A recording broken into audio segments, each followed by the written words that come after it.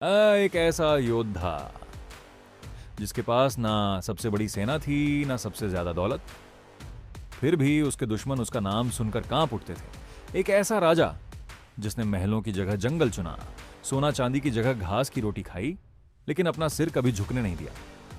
सोचो, कौन था वह शख्स जो हार कर भी इतिहास में अमर हो गया?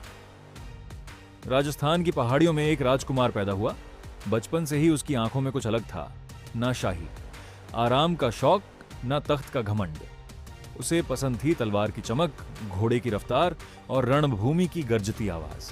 जब बाकी लोग महलों में सपने देखते थे, वह बचपन से एक सपना देखता था, अपनी मातृभूमि को आजाद रखने का।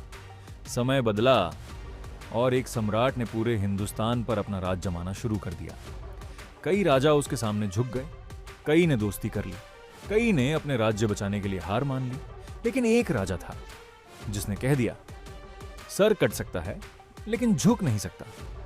यही से शुरू हुई एक ऐसी कहानी जो वीरता की सबसे बड़ी मिसाल बन गई। फिर आया वह दिन जब एक तरफ थी लाखों की सेना और दूसरी तरफ था बस हौसला। धूल से भरी रणभूमि, तलवारों की टकराहट, घोड़ों की गरज और मौत का खौफ। लेकिन उस योद्धा के चेहरे पर डर नहीं था। उसके साथ था उसका सबसे वफादार साथी, एक ऐसा घोड़ा जिसका नाम इतिहास में अमर हो गया। जब दुश्मन ने चारों तरफ से घेर लिया, तब उस घोड़े ने अपनी आखिरी सांस तक अपने मालिक को बचाया। एक लंबी छलांग, एक नदी का पार और फिर जमीन पर गिरता हुआ वह वफादार साथी। युद्ध खत्म हुआ, लेकिन कहानी नहीं। उस योद्धा ने हार मानने के बजाय जंगलों को अपना घर बना लिया। उसके परिवार ने तकलीफें सही, भूख सही, घास की रोटी तक खाई, लेकिन उसने कभी अपनी आजादी का सौदा नहीं किया। सालों तक संघर्ष के बाद उसने अपनी धरती का बड़ा हिस्सा वापस जीत लिया।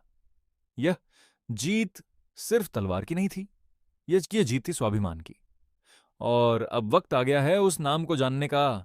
वह योद्धा, वह राजा, वह अमर वीर था महाराणा प्रताप, जिसने हमें सिखाया कि तकलीफें कितनी भी हों, अपना स्वाभिमान कभी नहीं खोना चाहिए।